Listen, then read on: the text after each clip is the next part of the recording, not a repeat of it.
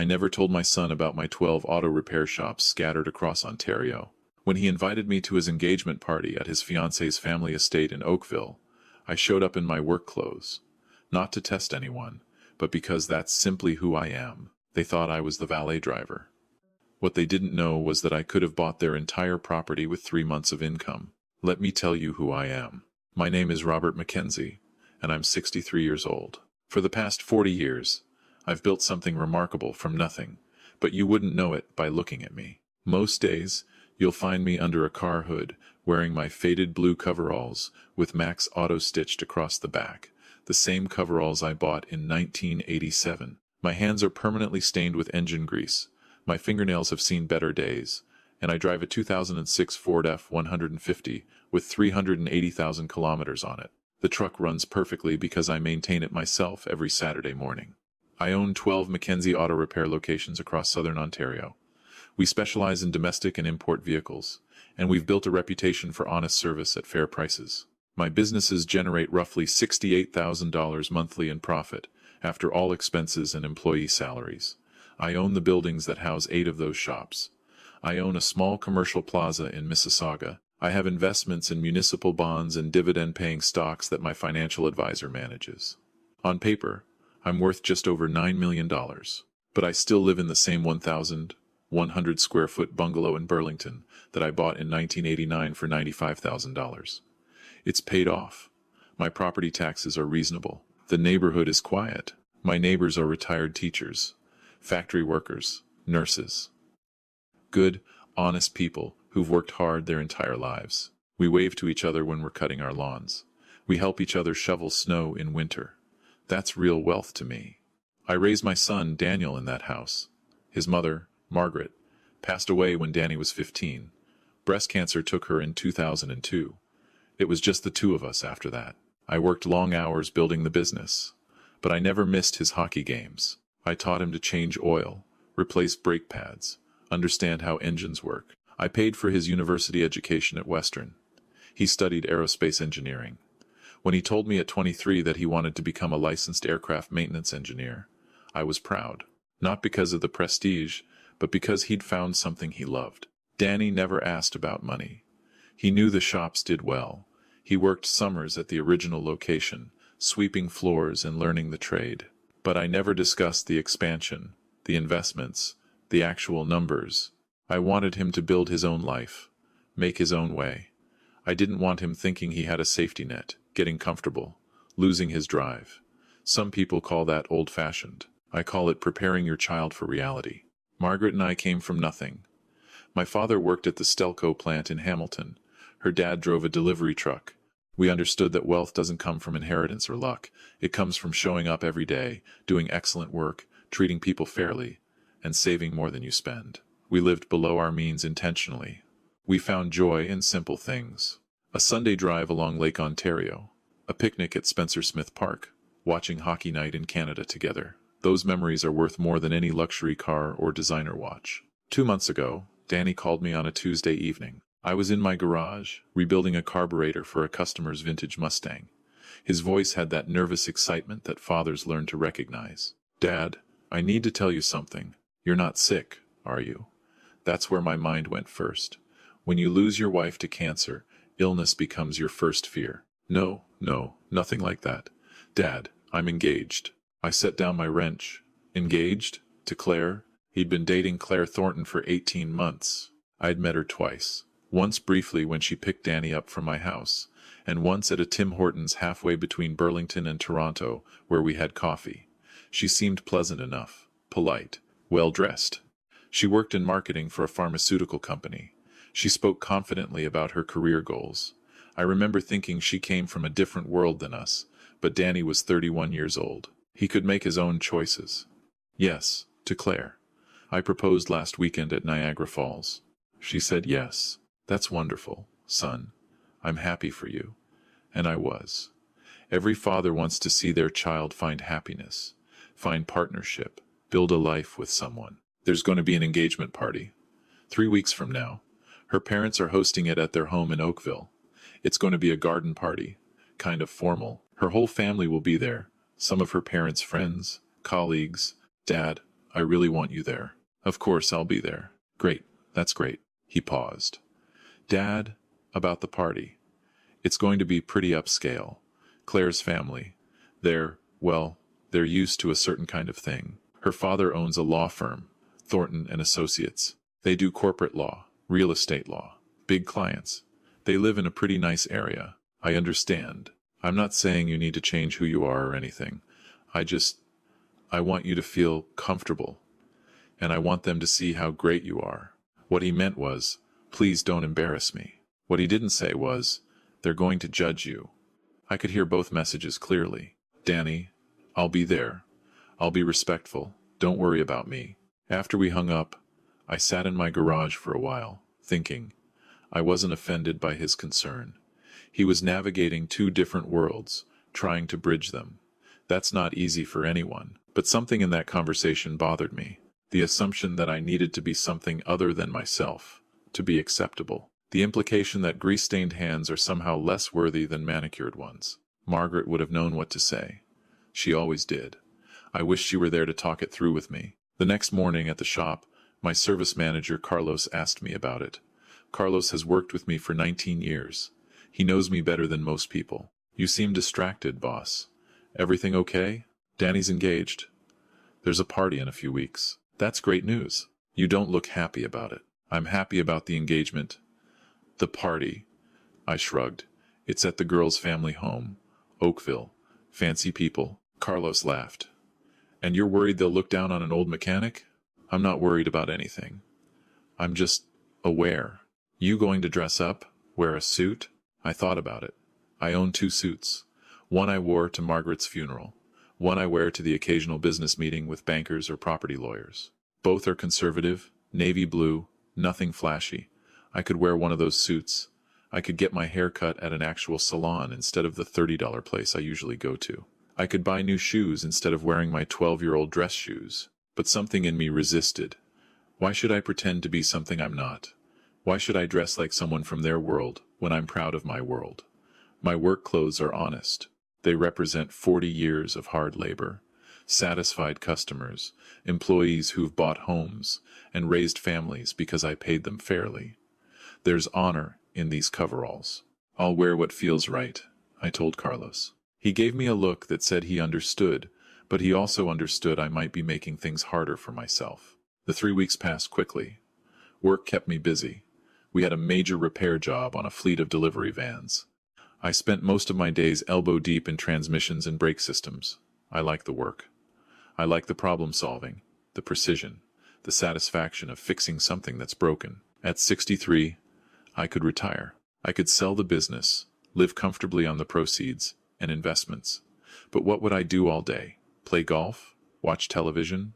I'd go mad within a month. The Saturday of the engagement party arrived warm and sunny. A perfect June day. The invitation said the party started at 2 in the afternoon. I showered, scrubbed my hands as well as they'd scrub, and put on clean work clothes.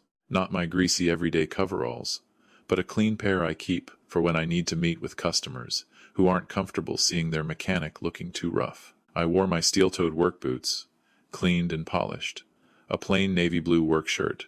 I looked like exactly what I am. A man who works with his hands. Danny had texted me the address. I plugged it into my phone's GPS and drove my F-150 from Burlington to Oakville. The drive took 40 minutes on the QEW.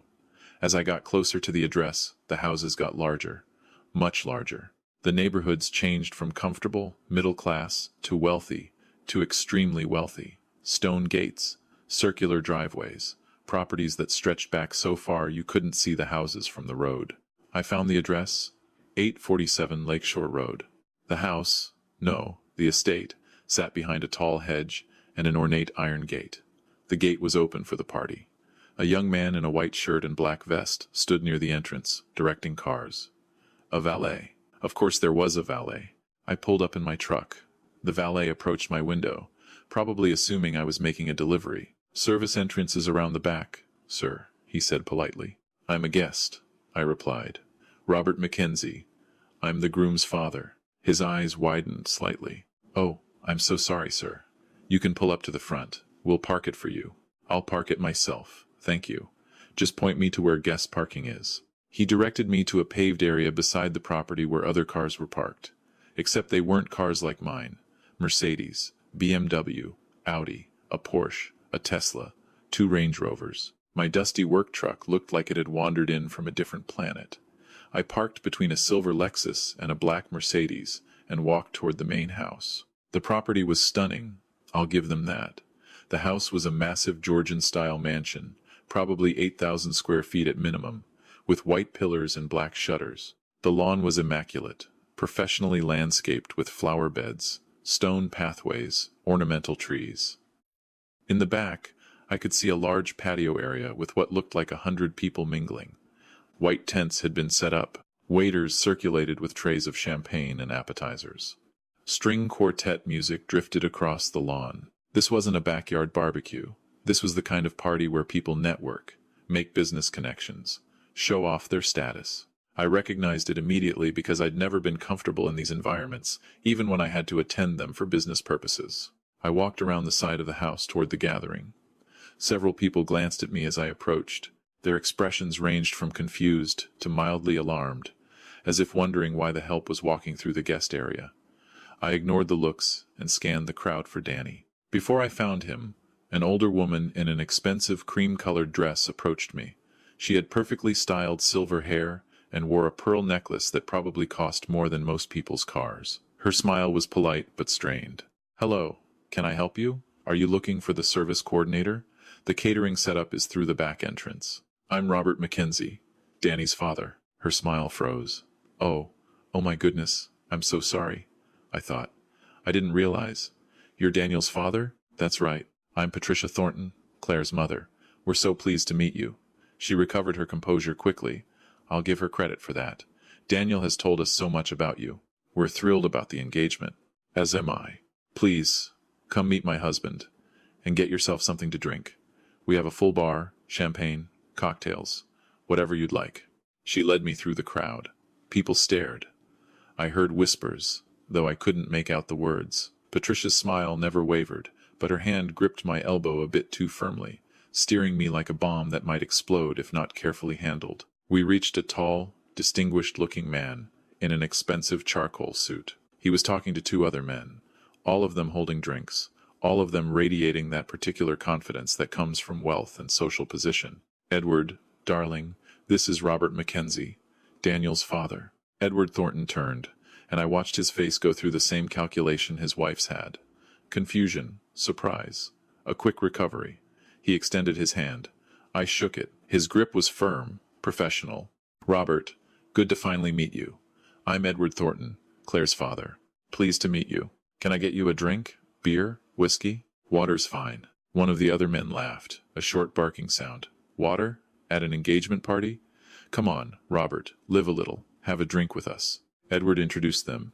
Thomas something, a senior partner at another law firm.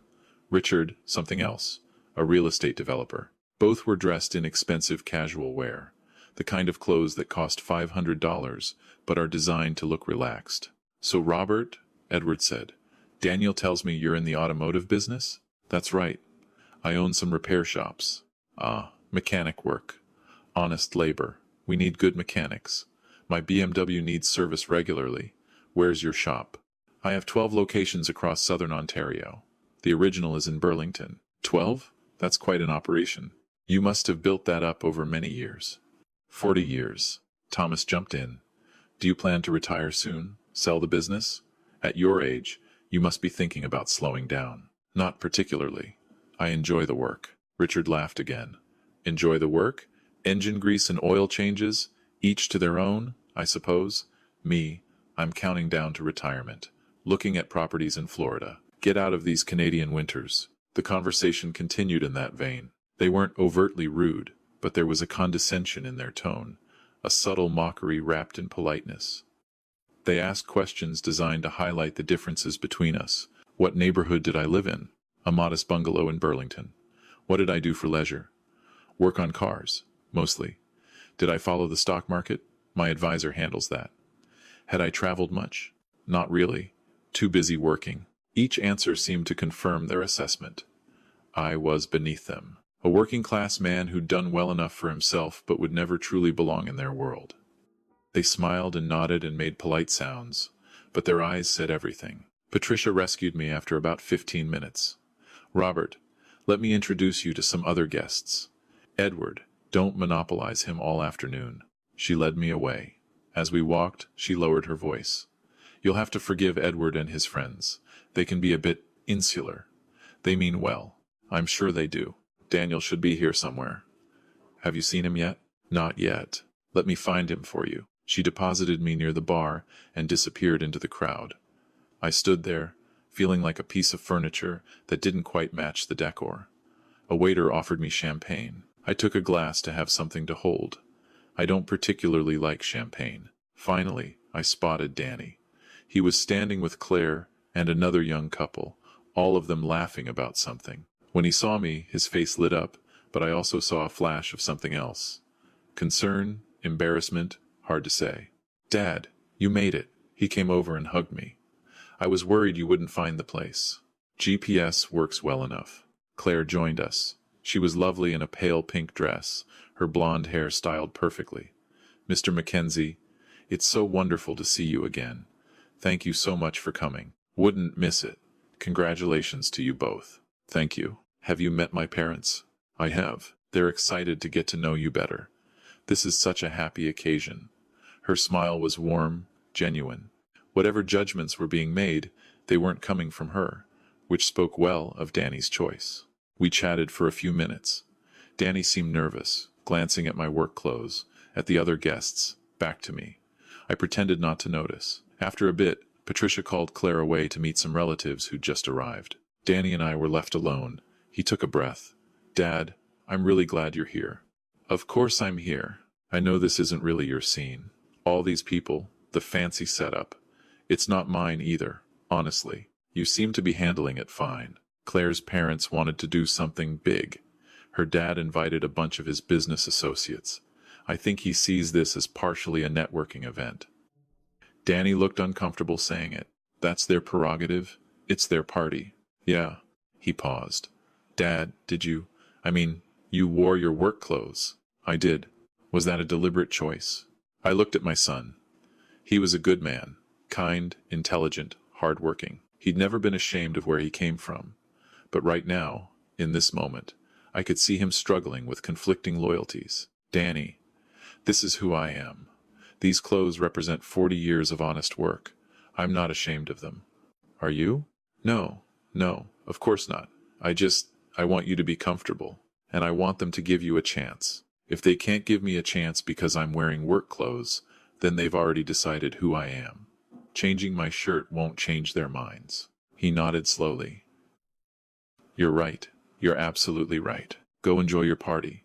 This is your day, yours and Claire's. Don't worry about me. He squeezed my shoulder and went back to his hosting duties. I wandered around the edges of the party, observing. The food was excellent. Catered affairs like this always are. Waiters carried trays of grilled shrimp, beef tenderloin on crostini, fancy cheeses I couldn't name. I tried a few things, all delicious. All utterly unnecessary, but delicious. I overheard conversations, stock tips, real estate deals, upcoming vacations to Europe. Someone's daughter got into Yale.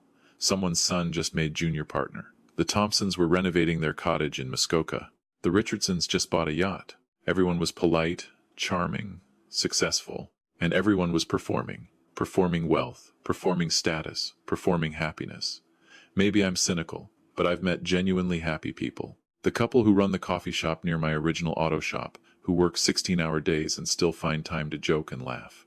Carlos, whose son just graduated college first in his family. My neighbor Ruth, who volunteers at the hospital and tends her garden and is content with her pension and her grandchildren. These people at the party weren't unhappy, exactly, but there was a hollowness to it all. About an hour into the party, Edward Thornton clinked his glass and called for attention.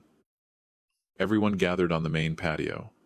Edward stood with Patricia, Claire, and Danny beside him. Thank you all for joining us today, Edward began. Patricia and I are absolutely thrilled to celebrate the engagement of our daughter Claire to Daniel. We've gotten to know Daniel over the past 18 months, and we couldn't be happier with the match. He's intelligent, ambitious, hard-working, everything we could have hoped for in a son-in-law. People applauded. Danny looked pleased but slightly embarrassed by the attention. Edward continued, "As Claire's father, I want to give this young couple the best possible start to their married life. So Patricia and I have decided to gift them a generous down payment for their first home together. We're contributing $150,000 to help them purchase a property here in Oakville, close to family." More applause, louder this time. Gasps of approval. Claire's eyes welled up with tears. Danny looked stunned. Edward wasn't finished. "Now, I'm sure Daniel's father will want to match our contribution, help his son establish himself. Robert, you'll want to match our gift, I assume? Split the down payment 50-50? That's the traditional approach. Both families contributing equally." Every eye turned to me. The entire party went silent. Edward's smile was friendly, but there was challenge in his eyes. This wasn't really about generosity. This was about establishing dominance. About showing that his family was the superior one, the one with real resources. Danny's face had gone pale. "Dad, you don't have to." I raised a hand gently. "It's fine, son." I stepped forward slightly so everyone could see me. My work boots scuffed against the stone patio. My coveralls suddenly felt more conspicuous than ever. I was acutely aware of the grease stains under my fingernails, the calluses on my palms. "Edward, that's very generous of you. 150,000 is a significant gift. I'm sure Danny and Claire appreciate it." "We do," Claire said quickly. "We really do, Daddy." "Now," Edward pressed, "can your family match that contribution, Robert? We want to do this fairly, both sides supporting the couple equally." The way he said it, "Can your family?" made it clear he didn't think I could. He thought he had me trapped. Either I'd have to admit I couldn't match it, proving his family's superiority, or I'd have to scrape together savings I couldn't afford to part with, putting myself in financial hardship for pride's sake. I looked at Danny. He looked mortified. His hands were clenched at his sides. This was humiliating for him. Having his father publicly challenged, put on the spot, forced to either admit inadequacy or make an impossible commitment. The silence stretched out. People shifted uncomfortably. A few whispered to each other. Patricia looked like she wanted the earth to swallow her. Then I spoke. "Actually, Edward, I was planning something a bit different. If it's all right with Danny and Claire, I'd prefer not to split a down payment. I'd like to give them something else." "Oh?" Edward's eyebrows rose. "What did you have in mind? Helping with the wedding costs? Furniture? I was thinking I'd give them the house outright." The silence that followed was absolute. Even the string quartet seemed to stop playing, though that was probably my imagination. "I'm sorry," Edward said. "You'll give them the house. I've been looking at properties in Mississauga and Oakville for the past few months. Investment purposes mostly. I closed on a property in Mississauga last week. 3-bedroom, 2-bath, nice neighborhood, good schools for eventual grandchildren. The property's worth about $480,000. I was planning to tell Danny and Claire at dinner tonight, but since we're talking about it now, I'll just gift them the deed. No mortgage, no down payment needed. The house is theirs, free and clear." You could have heard a pin drop. Edward's face went through several expressions in rapid succession. Confusion, disbelief, calculation, shock. You bought them a house?" "Well, I bought an investment property. But yes, I'm gifting it to them. Marriage gift. Only seems right." Danny stared at me like he'd never seen me before. "Dad, what? You bought a house?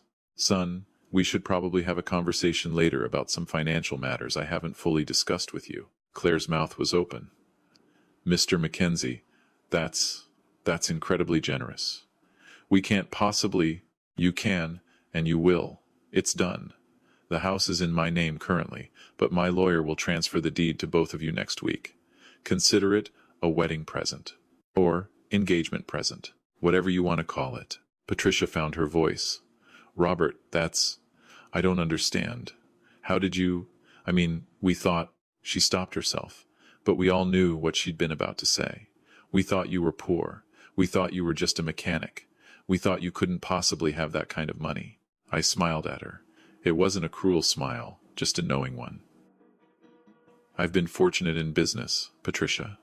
The auto shops do well. I've made some smart property investments over the years. I live modestly because that's how I prefer to live, not because I have to." Edward had recovered somewhat. He extended his hand, his professional mask back in place. "Robert, That's extraordinarily generous.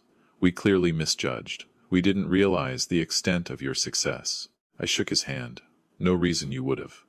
I don't advertise it. It's not relevant to who I am. Thomas, the lawyer who'd been condescending earlier, stepped forward. Robert, I apologize if I seemed dismissive earlier. 12 auto shops. That's a serious enterprise. You must be doing very well. We do all right. Richard, the developer, was looking at me with new interest. You said you've been making property investments? Have you considered commercial developments? I'm always looking for investors on my projects. And just like that, I became interesting to them. Valuable, worth talking to. Because now they knew I had money.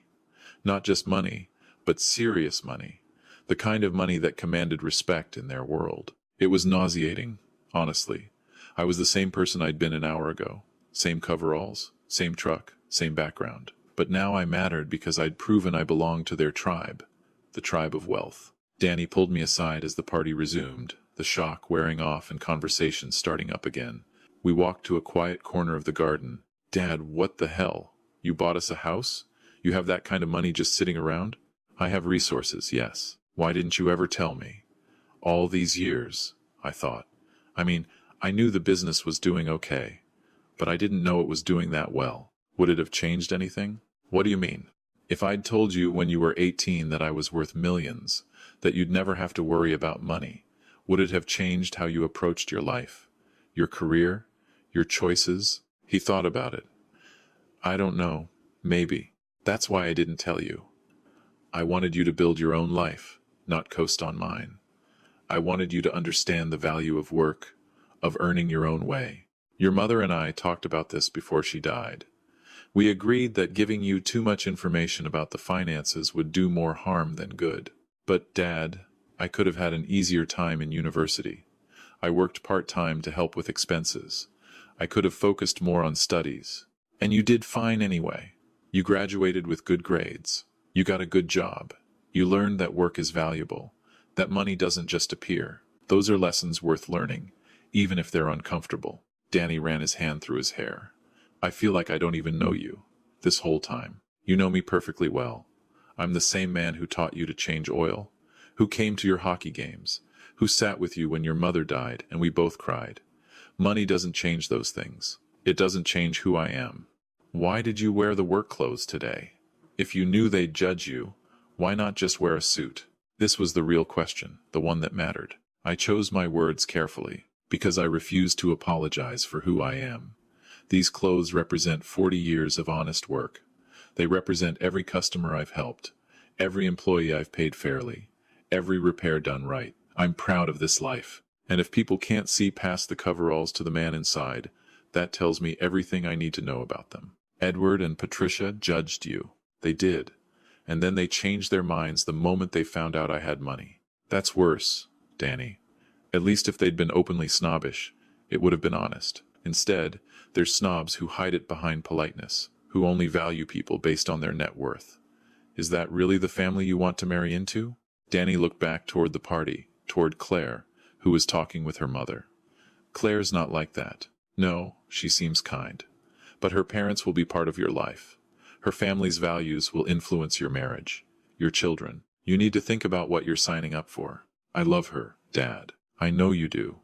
And I want you to be happy. But love isn't always enough. You need shared values, mutual respect, understanding. Does she understand where you come from? Does she respect it? I think so. I hope so. I put my hand on his shoulder.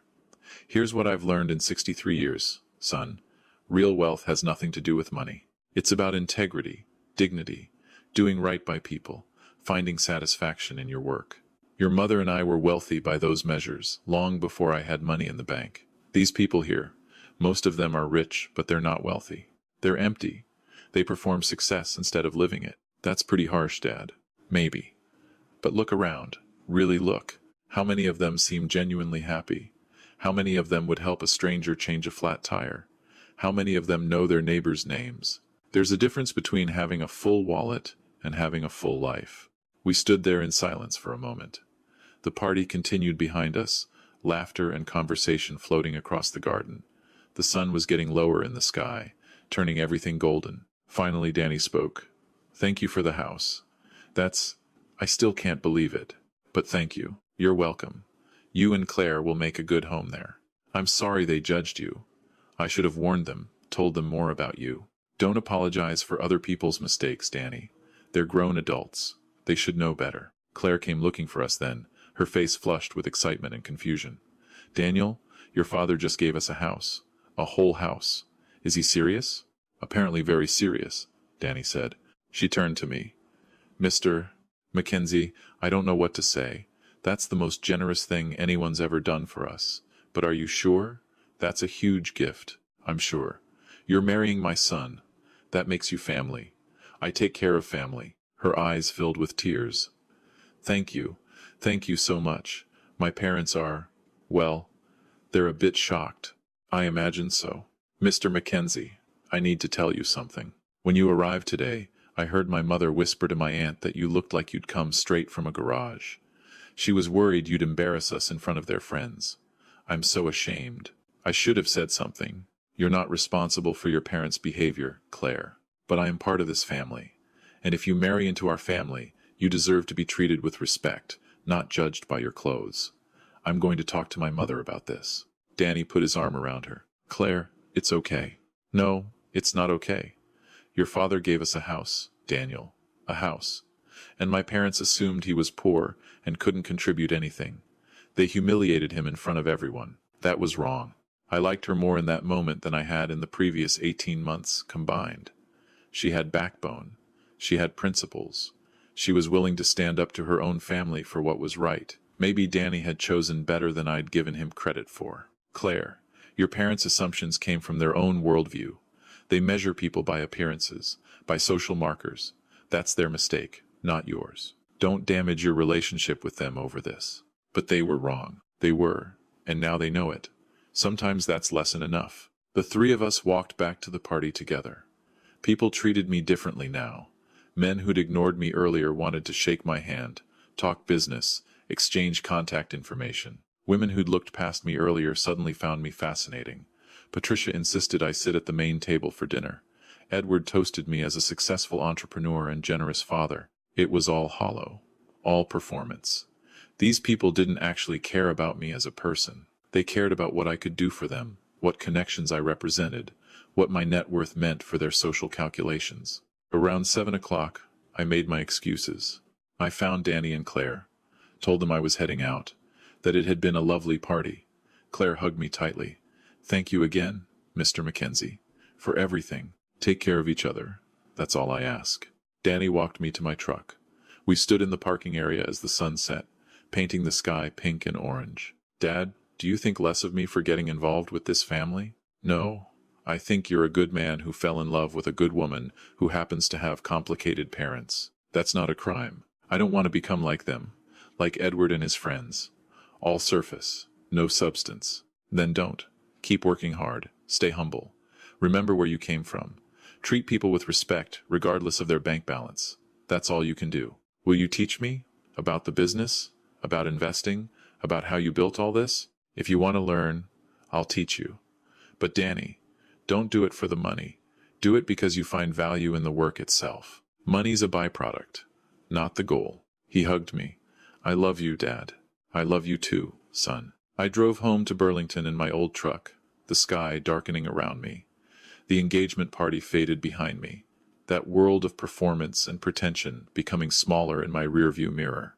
I thought about Margaret, wished she could have been there to see Danny so happy, so in love. She would have handled the whole situation with more grace than I did. She would have known exactly what to say to people like Edward and Patricia. But she would have agreed with me about the clothes. She would have said, "Be yourself, Rob. Always be yourself."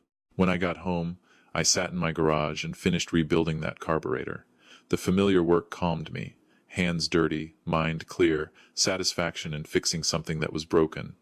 That's real. That's honest. That's the life I've chosen. The next morning, Danny called.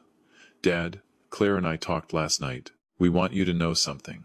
We're grateful for the house. Incredibly grateful. But we're going to pay you back for it. Danny, it's a gift.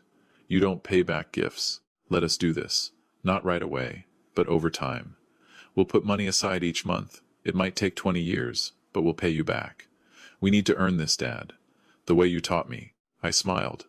You don't need to earn my love, son. You already have it. I know.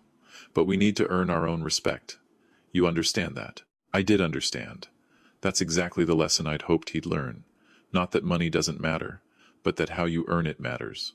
That self-respect comes from contribution, from work, from building something yourself. All right. If that's what you need to do, I won't stop you. Thanks, Dad. And Dad, I'm proud of you, not because you have money, but because you built something from nothing and you never let it change who you are. That's what I want to be like. After we hung up, I sat at my kitchen table with a cup of coffee and thought about the lessons life teaches us. About humility and pride, about substance and performance, about what really matters when everything else is stripped away. The people at that party will probably forget about me in a few weeks. I'll become an anecdote, a story they tell about the mechanic who showed up in coveralls and turned out to be secretly wealthy. They'll miss the point entirely. They'll think the story is about hidden wealth, about appearances being deceiving, but that's not the story at all. The real story is this. You are who you are regardless of your bank balance. Money amplifies character. It doesn't create it. If you're kind when you're poor, you'll be kind when you're rich. If you're arrogant when you're rich, you would have been arrogant if you'd ever become rich. Money just gives you more opportunities to show your true self. I've met millionaires who are miserable and minimum wage workers who are joyful.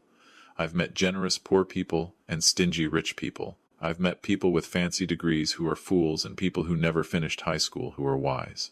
The external markers don't tell you much about what's inside. Margaret understood this. She never needed expensive things to feel valuable. She found joy in sunset walks and home-cooked meals and teaching me to dance in our living room. She measured wealth in laughter and kindness and time spent with people she loved. When she died, her funeral was packed with people whose lives she'd touched. Students she'd tutored for free, neighbors she'd helped, friends she'd supported through hard times. That's a legacy worth having. I want Danny to build that kind of legacy. Not a financial one, though there's nothing wrong with financial success, but a legacy of character, of integrity, of being someone people can count on. I want him to be the kind of man who stops to help a stranger with car trouble, who tips generously, who treats the janitor with the same respect as the CEO, who keeps his word even when it costs him, who admits mistakes and makes them right. If I can give him anything, it's that example. The house is nice, sure, but the real gift is showing him that you can be successful without being arrogant, that you can have wealth without being defined by it, that you can move between worlds without losing your soul. Edward Thornton and his friends will never understand that. They're trapped in their own gilded cage, measuring everything by dollars and status, performing for each other in an endless competition that nobody ever wins. They'll retire to their Florida condos and their European vacations and their country clubs, and they'll wonder why they feel empty. They'll have everything and appreciate nothing. I'd rather have my bungalow in Burlington and my friendships with people who've known me for 40 years and my satisfaction in a job well done. I'd rather spend Saturday mornings under car hoods than on golf courses. I'd rather have dinner at Tim Hortons with people I care about than champagne at garden parties with people who only care about what I can do for them. That's not to say there's anything wrong with wealth or success or nice houses. There's not. But they're tools, not destinations. They're means, not ends. And if you forget that, if you start believing that the money is the point, you've already lost something precious. So when Danny and Claire move into their new house, I hope they remember this. The house is just walls and floors and a roof. What makes it a home is how they treat each other, how they raise their eventual children, whether they're kind to their neighbors, whether they find joy in simple moments together. All the granite countertops and hardwood floors in the world won't matter if they lose sight of that. And when they have children, my grandchildren, I hope they teach them the same lessons Margaret and I tried to teach Danny. That work has dignity, that humility is strength, that how you treat people when you have nothing to gain from them is the measure of your character, that a life well lived isn't measured in possessions or prestige, but in relationships and integrity and moments of grace. These are old-fashioned values, I suppose, out of step with a world that increasingly measures everything in likes and followers and net worth. But they're true values nonetheless. They've guided me for 63 years, and I've never regretted living by them. I finished my coffee and went out to my garage. A customer was dropping off a minivan that afternoon. transmission problems. I put on my coveralls, my real ones, not the clean ones, and got to work. This is who I am. This is who I've always been. And no amount of money in my bank account will ever change that. That's not stubbornness. That's integrity. And integrity, I've learned, is the one thing you can't buy and can't fake.